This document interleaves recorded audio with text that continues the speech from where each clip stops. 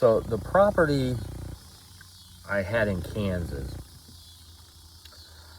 was 4 acres. It came with a mobile home and a garage, kind of a workshop garage. Had a well and a ton of trash on it. Now, I hated this place. So why did I buy it? Well, I bought it sight unseen. So that was the first mistake. Look who showed up for the video. You want to say hi? Sparky's here. Sparky, say hi. What are you doing? Go play. Bye-bye. So, yeah, I hated it. Bought it sight unseen. Never do that. I'll never do it again. I figured, because I saw the photos on Realtor.com. I think that's the one I eventually went through. But a lot of times they're on, Zillow and LandWatch too. But I think I went through Realtor. They make the photos look so good, and they hide, the blemishes, and they try to make it as good as possible. And also, when I sold that property later, I saw firsthand how the agent chose very carefully angles and lighting and stuff like that. So that's what happened. Don't trust the photos. They looked good, so I figured somebody's living here. Looks nice. How bad can it be? It was very bad. So, yeah, this thing was like 40 years old, the trailer. One of those like 16 by, dang, I don't even know, 50 maybe, something like that. It's 2-bedroom, where it has the bedrooms on either end, and then the middle, you have the kitchen by one, and then the living room there, and then a bathroom.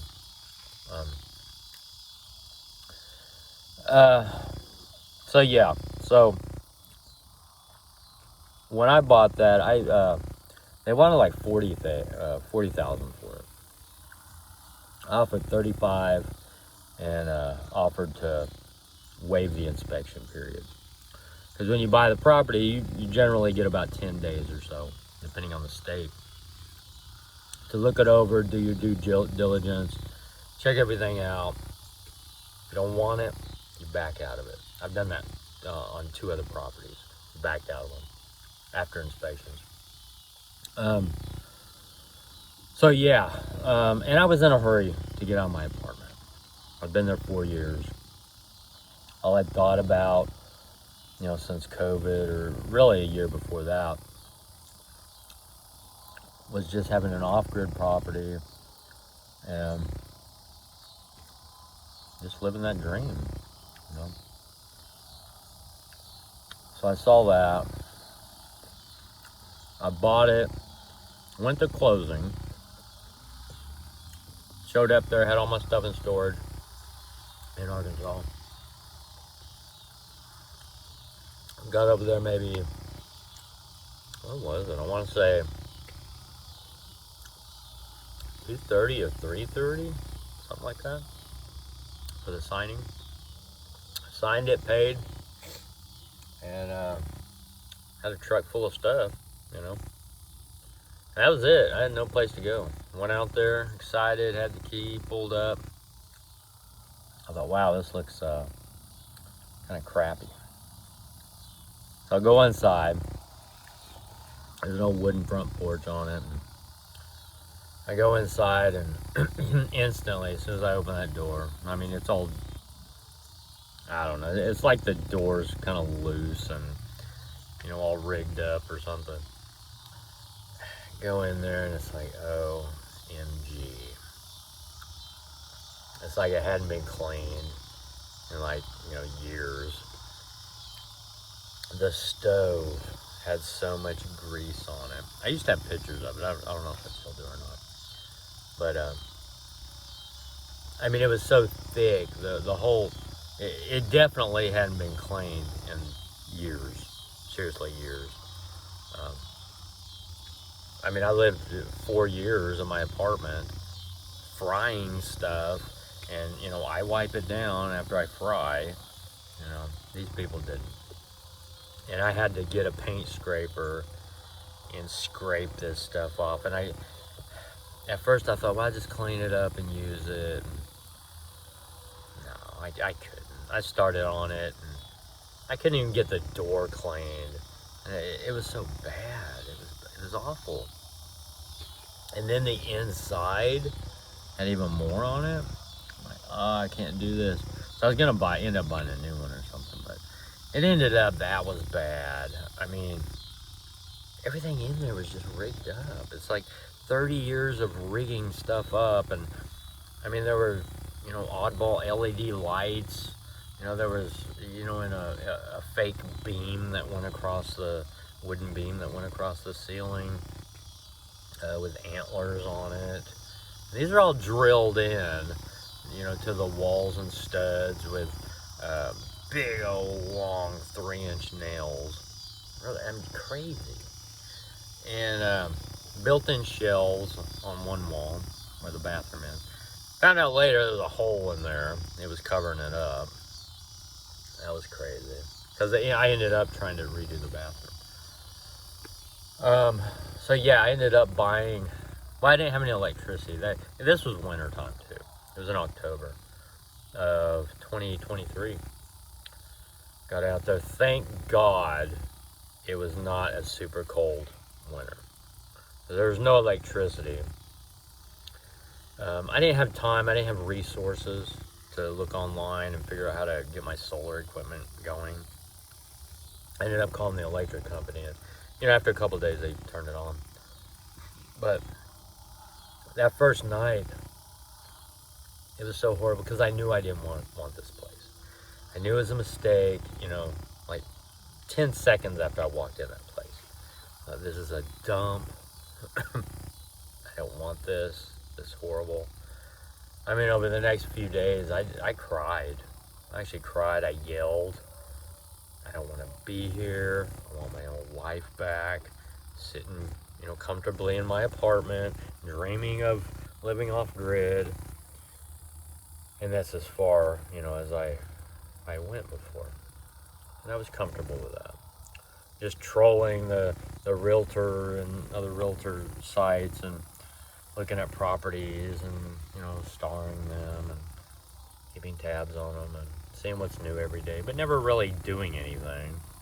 Never taking that first step. I'm glad now I did, because I needed to learn the lessons. But those first few nights, I didn't have enough propane. Okay, there was a propane tank on the property, at least one. Yeah, I don't know about that either, because I never had to pay anything on it. Maybe you pay when you fill it or something. I don't know. I never had to fill it. So anyway, there was a heater in there, but when I tried to turn it on, I didn't know what I was doing. So you had to, it had this dial with numbers on it, so I thought that was like a temperature thing. And so I turned it on, but it would only stay on for like 30 seconds and go out. Well, I found out later, you know, months later after I sold it, that was just it wasn't. Let's see, it was more of a thermostat. So if you turn, the lower the number, the less it would be on. So if I played with that dial, if I turned it up to like 3, it would stay on and burn me out. But for some reason, I didn't do that. I don't know why I didn't do that. I don't know what I thought it was now. I don't know. But I took that thing apart, tried to clean everything because I thought it was broke, but all that time it wasn't even broke. But anyway, it was one of them wall heaters, and he had made some custom wooden case thing for it. But it turned out to be pretty good. But anyway, when I first arrived there, all I had was those little green Coleman, I think they're 1-pounders of propane. And I had the Big Buddy heater, the big one that takes 2 of them. You know, it's got, it's a lot of heat. It's pretty good. So I had that, and I had maybe 4 pounds, 6 pounds, something like that. Man, I went through those in like one night, 1.5 nights. I mean, it was bad. Then I went down and bought a few more, and then I thought, these are expensive. And so I ended up going and buy the 20-pound tank and just having that filled. Now I have like 3 of those. So I got 60 pounds of propane. I got one of them in the truck right now, along with the heater. But anyway, yeah, once I hooked up the 20-pounder, it was nice. It wasn't bad at all. So yeah, it was so dirty, I didn't want to unpack anything. There was, mouse droppings everywhere and stuff. They were in the vents, so there was no way I was turning any kind of heat on. Plus, it was so old, the heater. I was kind of afraid to anyway. The washer and dryer, I was excited about that. I tried to do a wash, and it didn't even start. It was barely trickled water. Turns out the water was so hard that it had clogged everything in that washer. They didn't say anything about that. I don't know how they ever used it, honestly. This thing, I just don't know. I ended up buying a washer. We're on 11 minutes. I bought another washer, so that was a new one. And then at that point, I could see the sand. There was sand in the water too. And that, sometimes I would have to unclog it. I don't like the new appliances. I like the old ones that had dials and stuff like that. The electronic ones with their pre-wash and, auto sensing stuff. I don't know. Just please let me fill the water how much I want, I mean, there was a time when I had to take a 5-gallon bucket and fill it. Well, that would have worked on the old machine, but it didn't work on this one for some reason. All it did was drain everything out, and I wasted 5 gallons. That's another story, because, with this well, I don't like wells. But, yeah, it was one problem after another. House was filthy. I didn't want to be in it. I wanted out bad, and I was willing to lose money to get out of that. The land they had dumped trash in back of the garage along a tree line, and there was probably at least 2 construction dumpsters worth of trash, tires.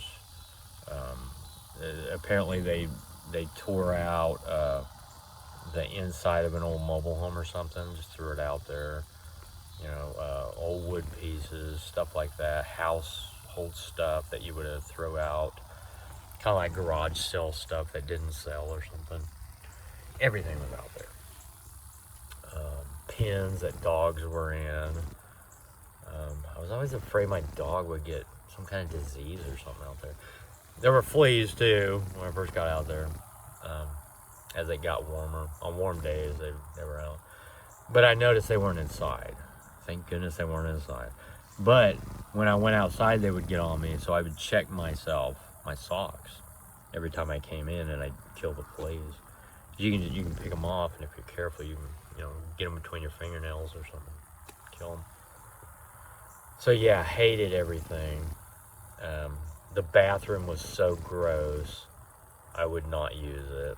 The hard water was so bad that it was just leaking out of every fixture and clogging things up, and it was just filthy.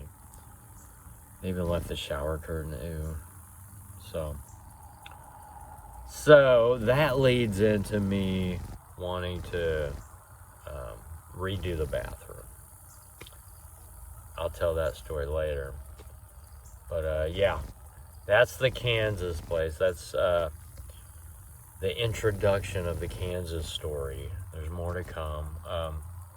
That's how I got there. I was in a hurry. It was in the price range.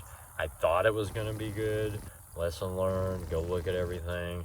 I also told myself back then I'd never own a mobile home. And I went against that, and I paid for that too. I will never have one. I don't care if it's brand new. I'm never gonna have one. They're just cheap. And sorry, I want to build the house. I can build 2x4s or 2x6s and do my own thing. You know, drywall or wooden slats or whatever. It ain't gonna be metal or anything like that. Anyway, so yeah, that was Kansas, right off Highway 75, right outside of north of Independence, Kansas. That was me. The land, oh my God, when it rained, mud just everywhere. There was not one thing about it that I liked, And as soon as I went out there, had I looked at it, I wouldn't have bought it. There's no way. So anyway, go see your land, walk it, do all that. Anyway, ended up selling it. Took a loss, about what was it, 34,000, I think. No, it wasn't. It was 30. I think I sold it at 39, but I gave them 1,000 off because I couldn't finish that bathroom, and that was part of their conditions. If I didn't finish the bathroom, that I'd take 1,000 off, so they can finish it. Fine, whatever. I just want out of here, and that's what I did. So 38, and then with the realtor, all the what do you call it? Their cut of it, their pay. Ended up with about 34 something, so a little bit less than the 35. Maybe $400 or $500. That was fine with me. I was happy. I was out of there. At that point, when we went to closing, me and Sparky, we had the truck full of stuff. Everything else was in storage, and mosquitoes are out now, and we were off. We were free again, and gonna go roam the Midwest looking for more property. That's what we did, and that's another story. So yeah, that's Kansas. I'll have more of it coming up. It's getting a little bit dark now. Yeah, I'm Kirk Burleson. You're watching Kirk's Life. See you later.